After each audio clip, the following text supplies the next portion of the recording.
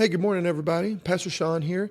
Listen, I'm not going to take up too much of your time. I just want to share a few passages with you. I was reading earlier, and this passage was part of my reading plan. And so I had read it before, and I've always been kind of compelled by it, but I want to share it with you this morning. And so let's just get right into it. It's in the book of 1 John chapter 2, verse 19. Let's read this. So 1 John chapter 2, verse 19, they went out from us, but they were not of us. For if they had been of us, they would have continued with us. But they went out that they might be made manifest that none of them were of us. So what Paul is saying there, what John is saying there is basically, you thought that they were, they were just like us. They were one of us, we thought.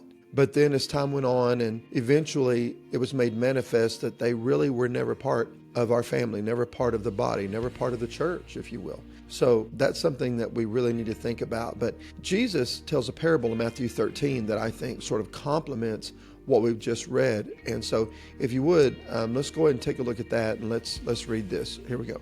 So Matthew chapter 13, parable of the wheat and the tares. And this is what Jesus says. Another parable he put forth to them, saying, the kingdom of heaven is like a man who sowed good seed in his field. But while men slept, his enemy came and sowed tares among the wheat and went his way.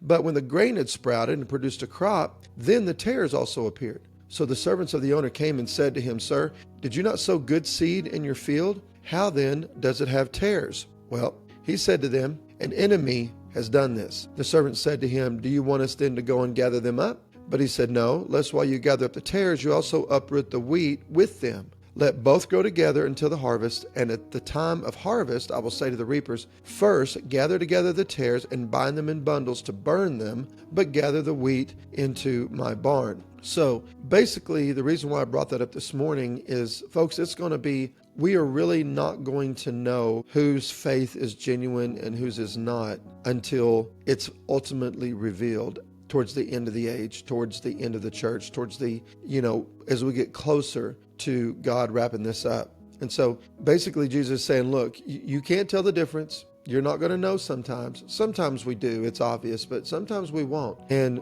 so sometimes the people sitting next to you in church, the ones that you think are definitely going to be right there alongside you when we enter the kingdom, folks, they're not going to. So why is that important? That's important because we need to make sure which one we are. Are we the ones that are going to endure? Are we the ones that when it really gets hard and when it comes close to the end, that we hold fast our faith and our confession and we don't waver and we honor God and we make it through because our faith is genuine and real? Or are we going to find out that we're really just one of the tares that look just like the wheat? Sometimes it's intentional. There will be those who are going to deceive and going to fleece the flock, if you will, for their own personal gain. But there are also those who are just uneducated and ignorant of what the word is, and they follow a man, they follow mom and dad, grandma and grandpa, and they stay in a denomination or in a religion that doesn't even teach Christ biblically, that is leading them straight to hell, and they don't know it, but it's because they don't bother to check. They don't bother to judge what the man behind the pulpit is saying. I encourage our people to do that all the time. I'm not perfect. I don't mind a person saying, hey, why did you put it? You said this, but this is what I've read, blah, blah, blah. I'm not afraid to be scrutinized. In fact, I welcome it, and I'm not above that. So judge what you're listening to. Judge the man behind the pulpit, okay? Don't just drink it down like water. Make sure, like Paul said, that you're in the faith. Make sure that you're following the truth. Don't be caught being a tare instead of the wheat, okay? I say that because I love you.